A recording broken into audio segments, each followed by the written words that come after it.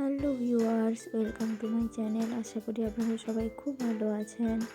তো এখন মকর সংক্রান্তি চলছে, তাই জন্য বাড়িতে পিঠে পুলি হচ্ছে। সেই একটা পিঠে রেসিপি নিয়ে আপনাদের কাছে চলে এসেছি।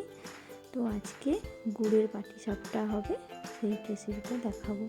তো কথাই বলে বাঙালির 12 মাসে 13 পার্বণ। তো বাঙালি মানেই তো মকর সংক্রান্তি আর পিঠে পুলি না হলে হয়। তাই সেই বাঙালির 12 মাসে 13 পার্বণের মধ্যে মকর সংক্রান্তিতে আপনাদের জন্য পাটিসাপটা পিঠা রেসিপি নিয়ে চলে এসেছি। তো পাটিসাপটা পিঠাটা সম্পূর্ণ গুড়ের, অরিজিনাল গুড়ের তৈরি।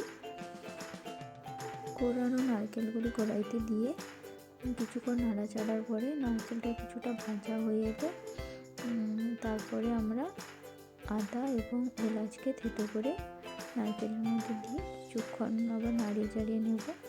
তারপর আমরা গুড় দিয়ে দেব। গুড় দেওয়ার পরে গুড়টাকে ভালোভাবে নারকেলের মধ্যে মিশিয়ে নেবেন। আপনারা গুড়ের পরিমাণটা আমি বলছি না, আপনারা আপনাদের মিষ্টি অনুসারে আপনারা গুড় দেবেন। গুড় আপনারা আপনাদের মতোই দেবেন। তো গুড় দেওয়ার পরে গুড়টাকে নারকেলের সঙ্গে ভালোভাবে মিশিয়ে নিতে হবে। এক্ষেত্রে আপনাদের গ্যাসের হিটটা একদম লো হিটে রাখতে হবে। দিয়ে ভালোভাবে মেশানোর পরে বেশ কিছু সময় নাড়তে হবে, 15-20 মিনিট এভাবে স্লো আঁচে নাড়তে থাকবে। নাড়তে নাড়তে আমাদের দেখবেন আমাদের পুরটা একদম রেডি হয়ে গেছে। আপনারা দেখতেই পাচ্ছেন যে নারকেলের সঙ্গে গুড়টা মিশে যাওয়ার পর তার কালার এবং টেক্সচার দুটোই চেঞ্জ হয়ে যাচ্ছে এবং কালারটা খুব সুন্দর আসছে। ওই অবস্থায় আমাদের নারকেলটা পুরটা রেডি হয়ে গেছে। দেখতেই পাচ্ছেন কালারটা কি সুন্দর হয়েছে।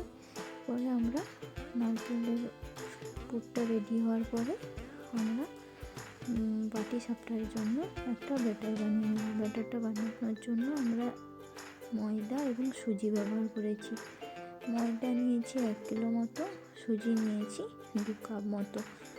তো সুজিটা একটু আগে থেকে ভিজিয়ে রাখবেন, কারণ সুজিটা একটু গলতে সময় লাগে এবং সুজিটা ভিজিয়ে রাখলে জিনিসটা খুব সুবিধা হয় এবং তাড়াতাড়ি উঠে আসে। সুজিটা কিছুক্ষণ ভিজিয়ে রাখার পরে ময়দাটা অ্যাড করব। ময়দাটা অ্যাড করে একটা পাতলা ব্যাটার করে নেব। দেখতেই পাবে আমরা কি থিকনেসের ব্যাটারটা রেখেছি, ঠিক এই থিকনেসের ব্যাটারটা রাখবো। ব্যাটারটা রেডি করার পরে আমরা একদম গ্রাম্য পদ্ধতিতে যেভাবে পাটিসাপটা হয় সেভাবে গ্রামের উনানে আমরা পিঠাটা করব। তো ব্রাশার হিসাবে আমরা এখানে কলা পাতার ডাঁটা ব্যবহার করেছি। আপনারা ব্রাশার ইউজ করতে পারেন। আমরা যেহেতু গ্রাম্য পরিবেশে এবং বাঙালির পিঠে উৎসব বলে কথা, তাই জন্য এখানে পুরো বাঙালিভাবে গ্রাম্যভাবে আমরা এখানে ব্রাশার হিসাবে কলা গাছের ডাঁটাটা ব্যবহার করেছি। তো এইভাবে হালকা সামান্যটুকু তেল দিয়ে এভাবে ঘুরিয়ে মাঝখানে নারকেলের পুরটা দিয়ে ভালোভাবে মুড়ে নিলে তৈরি আমাদের পাটিসাপটা।